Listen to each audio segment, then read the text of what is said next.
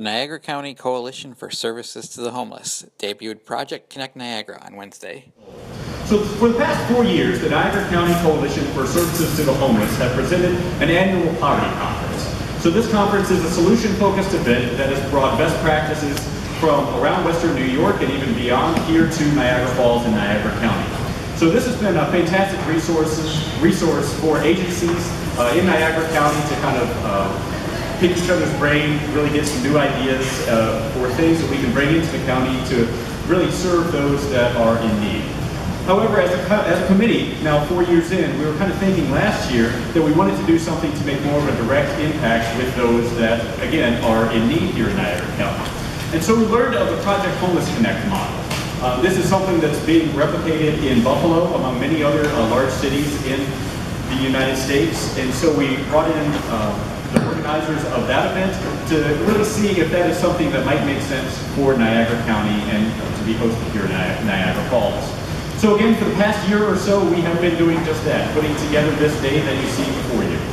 We have brought in approximately 60 agencies, and we are thrilled to be able to open the doors in about 20 minutes or so to be able to serve the community doing just that. So Project Homeless Connect is a nationwide model of hosting a one-stop event for those experiencing homelessness or those that are at risk of doing so. Project Connect Niagara in particular aims to bring together nonprofits, government entities, and the private sector to provide a one-stop shop of health and human services for homeless and at-risk individuals in Niagara County. We are quite proud to say, again, that more than 60 different agencies and services are being provided here today at Heart, Love, and Soul. Some of the agencies are addressing things like homelessness, employment, veterans benefits, legal services, mental health services, and again, Catholic Health will be in the other room. We invite everyone to walk through that room as well. The doctors, dentists, etc. that are going to be here today will have time set aside tomorrow so that they will be able to serve those people that may need a little bit more than what they can offer today, to be able to bring them in tomorrow.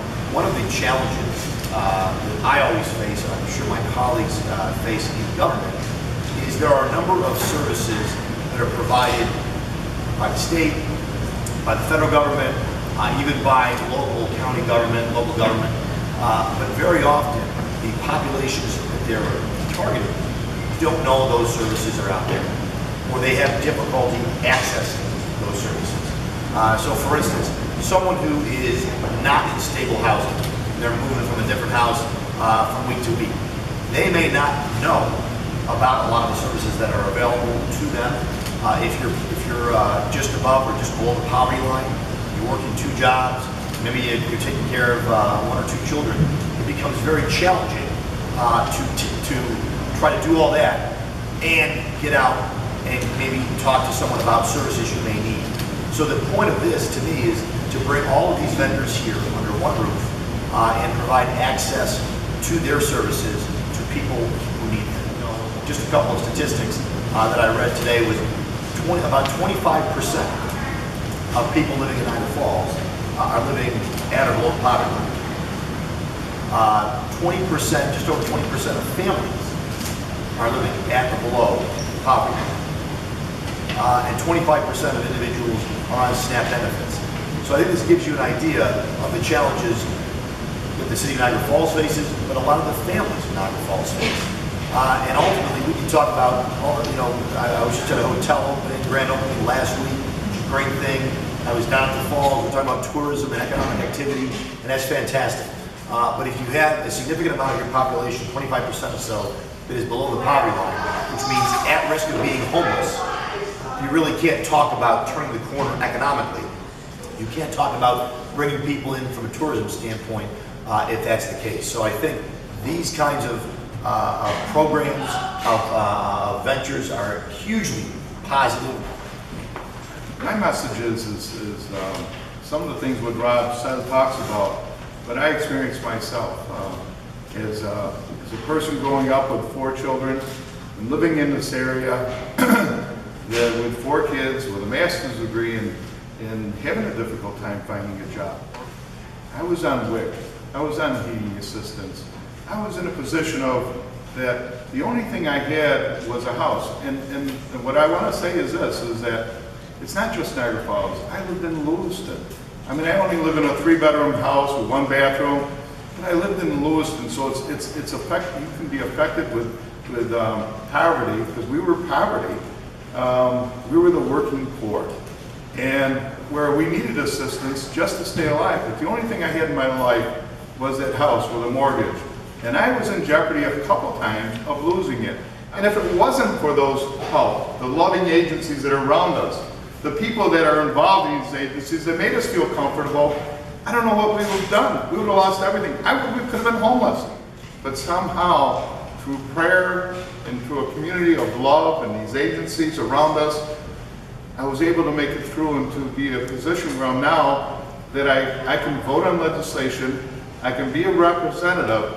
That one is, if I didn't have these experiences, I know in my heart I wouldn't have the compassion for others that are in these situations. Because I was there. I was there, and it was real. And it's always going to be real for me. So, HANI, the Homeless Alliance of Western New York, puts out reports each year about Erie County, what homelessness looks like, and in Niagara County now as well. 2 years ago, I believe it was they ballparked about 175 individuals find themselves homeless in Niagara County at any point. Last year, they had said approximately 100. And again, that's anybody that is actually homeless, at that time. That's not necessarily, or Christine can probably correct me exactly, that's somebody that doesn't have stable housing, basically. And so that's what we run across so much in community missions is, yes, they may have somewhere to go tonight, but maybe not tomorrow night. They can couch surf, they can do this, they can do that. And so again, that's what the Project Homeless model kind of looks at. People that are specifically homeless or at that risk. What we decided to do was to broaden that out a little bit. So we didn't call it Project Homeless Connect Niagara, we just called it Project Connect. We wanted to widen that net a little bit for individuals that may not necessarily be at risk of homelessness, just in general needing some help. And that's why, again, we have so many of these resources here. This could be, the working poor. This could be, somebody who just needs a little bit of help to make it by. So we're here at Project Connect Niagara today. We've been planning for it, for several months. Again, the hope is really just to serve people. That people that are in need of any number of different resources or services, etc., would be able to come out today. Our upper limit, basically, for planning purposes was 300. Or anybody that comes in and sees, I believe it's 8 or 10 different services or agencies today, will get a punch card, and then they would be able to get a gift card to be able to take home from Tops or Wegmans, something like that. And so we planned for 300. We have 300 care packages for people to be able to take home toiletries, and then a gift card as well if they really participate in the day. So again, we saw the need, just that in general people may not know of all the services that are out there that are being provided by so many different organizations in Niagara County.